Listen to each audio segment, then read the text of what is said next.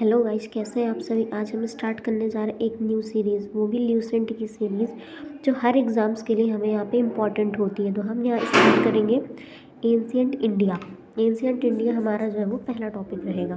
तो उसमें सबसे पहले हम पढ़ते हैं हिस्टोरिकल सोर्सेज। फर्स्ट लाइन हमारी लिखी है और जो फर्स्ट पॉइंट है वो क्या कहता है, the sources that give information about the events of past time are known as historical sources. पढ़ने में कोई दिक्कत नहीं और समझने में भी आपको कोई दिक्कत नहीं होगी कि ऐसे सोर्सेज जो हमें पहले के हुए इवेंट, पास्ट टाइम मतलब पहले जो इवेंट्स हुए हैं उनके बारे में इंफॉर्मेशन देते हैं, उन्हें हम हिस्टोरिकल सोर्सेज कहते हैं। That's simple. Next, there are two types of historical sources. दो टाइप के हिस्टोरिकल सोर्सेज होते हैं। फर्स्ट है literally sources, next is archaeological sources. Compare to literally sources, archaeological sources are believe to be more reliable because it is almost impossible to change them, है ना। तो हमारे पास दो सोर्सेज हो गए, जैसे पहला हो गया लिटरेरी, दूसरा हो गया आर्कियोलॉजिकल। अगर हम देखें जो अगर हम कंपेयर करें दोनों का, तो आर्कियोलॉजिकल सोर्सेज क्या हैं, ज़्यादा बिलीव्ड किए गए, ज़्यादा रिलायबल माने गए। बिकॉज ये क्या होता था, ऑलमोस्ट इम्पॉसिबल होता था उनको चेंज करना, बिकॉज जो आर्कियोलॉजिकल डेटा से उन्हें लिया गया, चेंज हम उन्हें नहीं कर सकते थे।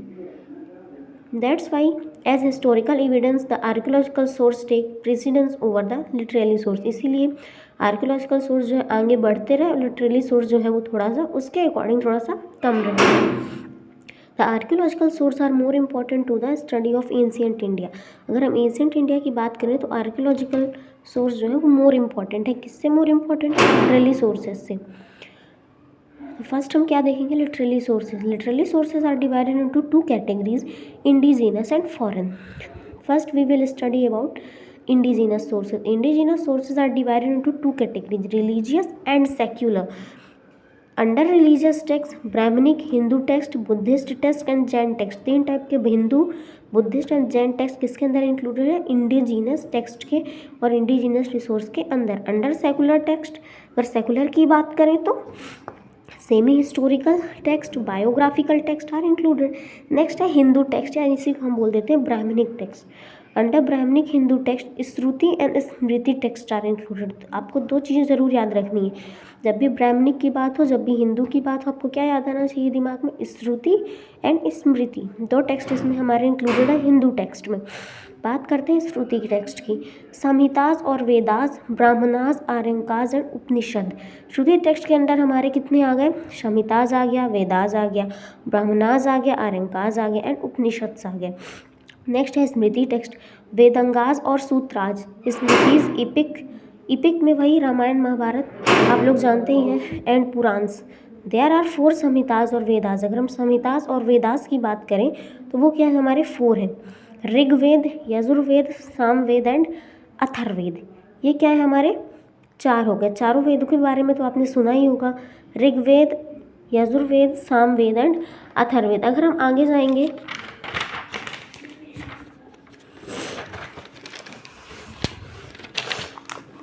आगे की बात करें तो संहिता लिखा हुआ है, कंपोजिंग टाइम लिखा हुआ है, कंपोजिंग रीजन लिखा हुआ है। ऋग्वेद 1500 BC टू 1000 BC, सप्त सैंधव रीजन। यजुर साम अथर्ववेद 1100 BC टू 600 BC, कुरु पांचाल रीजन हो गया।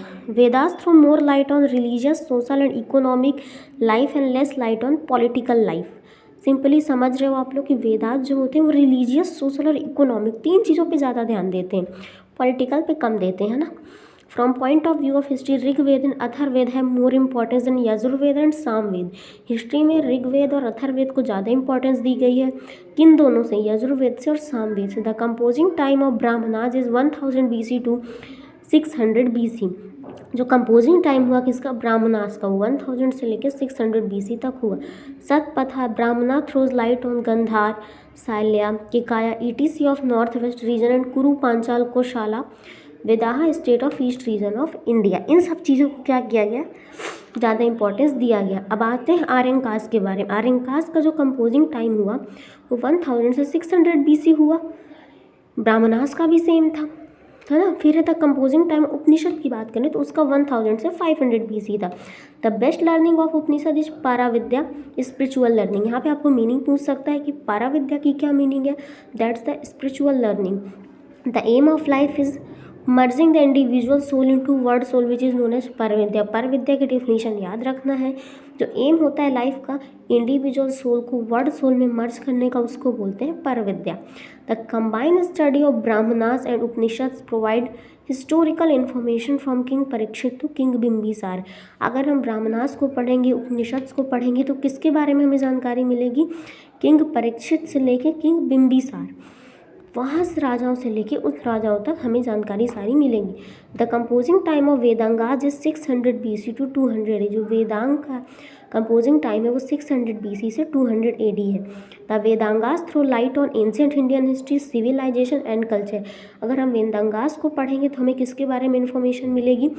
Ancient Indian history, civilization and culture. The composing time of Smritis is 600 BC to 600 AD। Composing time दिया हुआ है स्मृति का, ठीक है। The Smritis provide the knowledge of social organization. Line line से देखेंगे बारी बारी से।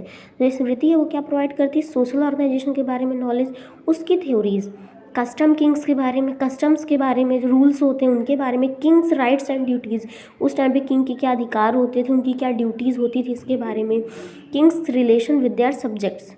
नेक्स्ट है the composing time of epic. Epic पहले ही बताया कि इपिक क्या करता है, किसको इंक्लूड करता है? रामायण को और महाभारत को। कब हुआ, कब इसका कंपोजिंग टाइम हुआ? 400 BC टू 400 AD। अब आते हैं रामायण की बात करते हैं। रामायण किसे नहीं पता, रामायण किसने लिखी है? वाल्मीकि ने लिखी है। तो throws light on political, social and religious condition of India of that time. अभी तक ऐसा कोई नहीं था जिसने हमें पॉलिटिकल के बारे में बताया हो, लेकिन जो रामायण थी वो पहली थी जिसने पॉलिटिकल इश्यूज दिखाए, सोशल इश्यूज दिखाए, रिलीजियस कंडीशंस दिखाई इंडिया की। This book provide information about the origin and development of जनपद।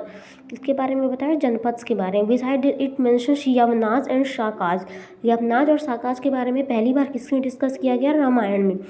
Next is are Mahabharata. Mahabharata Ved Vyas ji ने लिखी है। वो किस पे लाइट थ्रो करती है? Political, social and religious conditions पे लाइट थ्रो करती है। It is the extensive form of Mahabharata war which is fought around 950 BC between the Kauravas and Pandavas. किसके किसके बीच में महाभारत की युद्ध हुआ था? कौरव और पांडवास के बीच में। कब हुआ था? 950 BC। द महाभारत क्लेम्स यन भारते तन भारते। महाभारत क्या क्लेम करती थी? वो क्लेम करती थी कि यन भारते तन भारते, means which is not in Mahabharata that is not found in Bharat. मतलब जो महाभारत में नहीं वो भारत में नहीं। मतलब महाभारत का क्या था? ये एक क्लेम था। Girivraja the capital of Magadha. Magadha की कैपिटल पूछ सकता है आपसे कि क्या थी उस टाइम पे, तो मगध की कैपिटल क्या थी? Girivraja is mentioned in it. The Mahabharata informs that the Panchala state was in existence from the time of Mahabharata. हमें बताते हैं कि जो पांचाल स्टेट था वो कब से एग्जिस्टेंस में? महाभारत के टाइम पे। बिसाइड दिस इट मेंशन हंस अलॉन्ग विथ यवनाज एंड शाकाज। इसे इसके बारे में बताया, यवनास के बारे में बताया और शाकास के बारे में बताया। The composing time of Puranas is 400 BC to 400 AD। The Puranas throw light on the history of India from very beginning to Gupta period. अगर हम पुराण की बात करें तो कब से ये स्टार्टिंग इसकी हुई है? गुप्ता पीरियड से। जनरली पुरान्स है 5 सेगमेंट। पुराण के 5 सेगमेंट है, ध्यान से सुनिएगा।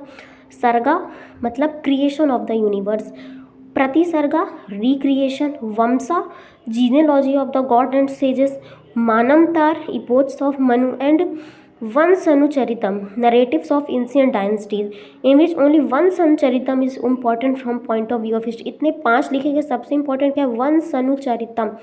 क्यों वंशनुचरितम क्यों इंपॉर्टेंट? क्योंकि इसमें नरेशन दिया गया है एंशिएंट डायनेस्टीज का। Unfortunately, Vansanucharitam are not found in every Purans. The only Purans that have Vansanucharitams are Matsya, Bhagavata, Vishnu, Vayu, Brahma, भविष्य एंड गरुण पुराण। किसमें बताया गया पुराण में? बोला उसने, क्या बोला? वंशनुचरितम क्या है? इम्पॉर्टेंट है। लेकिन वंशनुचरितम क्यों इम्पॉर्टेंट है? पुराण में पाया जाता है, एक इम्पॉर्टेंट रोल प्ले करता है एंशिएंट डायनेस्टीज के बारे में नरेट करने में। किसमें पाया जाता है? ब्रह्मा में, भविष्य में, गरुड़ पुराण में। मेन गरुड़ पुराण और विष्णु वायु, आपको 2 चीज़ जरूर याद रखनी, एक गरुड़ पुराण और एक विष्णु वायु। ये 2 चीज़ आपको जरूर याद रखनी। मतलब सारे कुछ 5 चीज़ें हुई पुराण में, लेकिन सबसे ज़्यादा इंपॉर्टेंट वंशनुचरितम। क्यों? एंशिएंट डायनेस्टी के बारे में बता रहा है, तो that's is the more important thing, है ना। तो अगर आपको समझ में आया तो प्लीज़ लाइक एंड कमेंट करिए। और अगर आपको इसके आगे भी ल्यूसेंट बुक्स में आगे पढ़ना है, अगर आप चाहेंगे तो मैं आपको एक एक पैराग्राफ, एक एक लाइन, एक एक वर्ड का मतलब समझाऊंगी। So please like, share and subscribe and comment if you want to study in future. Thank you.